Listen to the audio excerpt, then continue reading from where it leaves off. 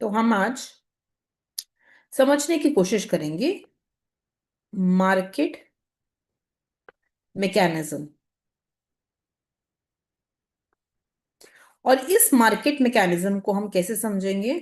Through decrease in demand of commodity. Through decrease in demand of commodity. देखो जरा ध्यान से बेटा, मान लो that this is the demand curve, ये हमारा डिमांड कर्व है, and this is the supply curve, ये सप्लाई कर्व है। अब जब भी there is a decrease in demand of commodity, अगर डिमांड ऑफ कमोडिटी कम होगी तो हमारा जो डिमांड कर्व है it will shift लेफ्टवर्ड्स। Increase in demand, demand curve rightward shift कर देता है, और decrease in demand, demand curve को लेफ्टवर्ड शिफ्ट कर देता है। तो क्योंकि यहां पे डिक्रीज इन डिमांड है तो हमारा डिमांड कर्व लेफ्टवर्ड शिफ्ट हो जाएगा। अब इनिशियली हम पॉइंट नंबर ई पे थे, तो जो हमारा इनिशियल इक्विलिब्रियम था, इक्विलिब्रियम कहां पे होता है बेटा? जहां पे डिमांड और सप्लाई मैच करती है। तो हमारा इनिशियल इक्विलिब्रियम पॉइंट ई पे है, और पॉइंट ई पे हमारी initial equilibrium quantity Q star थी और प्राइस था पी स्टार। अब क्या हुआ कि जैसे ही डिमांड कर्व लेफ्टवर्ड शिफ्ट हुआ तो हमने देखा कि एग्जिस्टिंग प्राइस पे, प्राइस पी स्टार पे एक गैप क्रिएट हो गया है।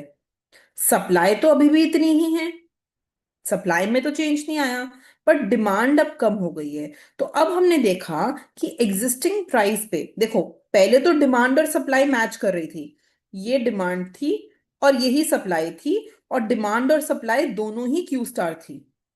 पहले डिमांड एंड सप्लाई इक्वल थी। अब क्या हुआ? अब हमने देखा कि जब डिमांड कर्व लेफ्टवर्ड शिफ्ट हुआ, बैकवर्ड शिफ्ट हुआ, तो डिमांड जो है वो कम हो गई, डिमांड इतनी हो गई और सप्लाई अभी भी इतनी है। तो हमने देखा कि एग्जिस्टिंग प्राइस पे जो डिमांड है वो डिक्रीज हो गई, और डिमांड जो है वो सप्लाई से कम हो गई, डिमांड कम हो गई। तो जब डिमांड कम होनी स्टार्ट हो गई तो बेटा प्रोड्यूसर्स को एक रियलाइजेशन आई, प्रोड्यूसर्स को एक रियलाइजेशन आ गई। क्या रियलाइजेशन आई बच्चे? प्रोड्यूसर्स को ये समझ में आना शुरू हो गया कि अरे, कोई तो मेरे प्रोडक्ट की डिमांड ही नहीं कर रहा, जो डिमांड है वो गिरनी शुरू हो गई है। तो क्योंकि डिमांड गिरनी शुरू हो गई तो प्रोड्यूसर्स ने उसको मीट करने के लिए सप्लाई का रिडक्शन स्टार्ट कर दिया। क्योंकि डिमांड नहीं थी तो सप्लाई को भी कम करना जरूरी था। तो क्या हुआ कि जब इस प्राइस पे डिमांड कम हुई तो सप्लाई भी कम होनी शुरू हो गई। और हमने देखा कि सप्लाई कम कब होती है बेटा? कब आप सप्लाई कम करते हो? आप सप्लाई तब कम करते हो जब मार्केट में प्राइस गिरना शुरू हो जाता है। अगर प्राइस कम होगा तो प्रॉफिट कम होगा, प्रॉफिट कम होगा तो आप सप्लाई भी कम करोगे। तो जब डिमांड सप्लाई से कम हुई, जब हमने देखा कि डिमांड कम होनी शुरू हो गई है, तो हमने देखा कि जिस चीज की भी डिमांड कम होती है उससे प्राइस ऑटोमेटिकली फॉल करना शुरू हो जाता है। और अगर प्राइस कम होता है तो लॉ ऑफ सप्लाई बोलता है कि सप्लाई ऑटोमेटिकली कम होना शुरू हो जाएगी, क्योंकि सप्लाई और प्राइस सेम डायरेक्शन में मूव करते हैं। और ये हो जाती है हमारी movement along the supply curve, क्योंकि प्राइस की वजह से आ रहा है ना।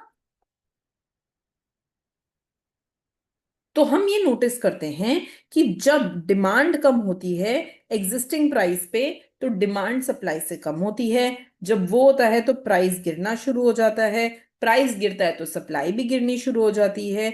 और हम नोटिस करते हैं कि हम सप्लाई कर्व के अराउंड नीचे नीचे नीचे आना शुरू हो जाते हैं। There is a movement along the supply curve, supply curve नीचे में आप मूव करते हैं ना, शुरू कर देते हो। और उस वजह से हम नोटिस करते हैं कि हमारा जो न्यू इक्विलिब्रियम है वो पॉइंट ई डैश पर आ जाता है। तो हमारा जो न्यू इक्विलिब्रियम है वो पॉइंट ई डैश पे इस्टेब्लिश हो जाता है। ठीक है, ठीक बात है। अब इसी चीज को हम क्वेश्चन में समझेंगे।